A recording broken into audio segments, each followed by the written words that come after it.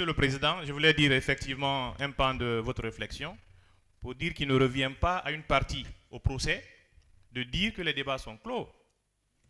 Là, je tombe des nues et je suis convaincu aussi que n'eût été des faits allégués de santé de M. Michel Kamano, Maître Kounta ne serait pas dans cette salle. Ou tout au moins, vous ne l'aurez pas donné la parole. Monsieur le Président, nous n'avons pas à voiler une demande. Si nous sommes convaincus de la demande, nous allons la formuler de manière très audible. Mais je pense que des questions allant dans l'intérêt de M. Michel Kamano, qui est poursuivi, a été soulevé et il revenait aux représentants du ministère public que je suis de donner un avis tranché sur cette question. Puisque, Monsieur le Président, quand on parle des finances à l'Assemblée nationale, je suis désolé, mais nous ne pouvons pas évoluer sans la présence du questeur. Ce n'est pas possible. Et vous apprenez de l'autre côté que les débats ont été contradictoires à l'égard de M. Michel et que toutes les parties ont posé des questions. Non, il y a une partie qui n'était pas dans la salle au moment où M. Michel déposait. Quand il a été interrogé ici, il y a une partie qui n'était pas dans la salle.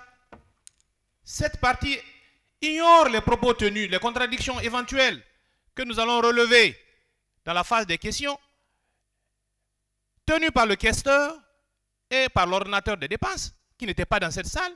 Je suis désolé de vous l'apprendre, maître.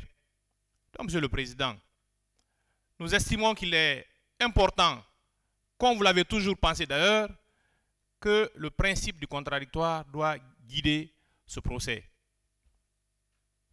Et c'est sur ces mots que je m'abstiens de donner mon avis quant aux questions éventuelles que vous allez poser aux parties tout à l'heure par rapport aux documents comptables que vous avez reçus et que vous avez partagés à toutes les parties.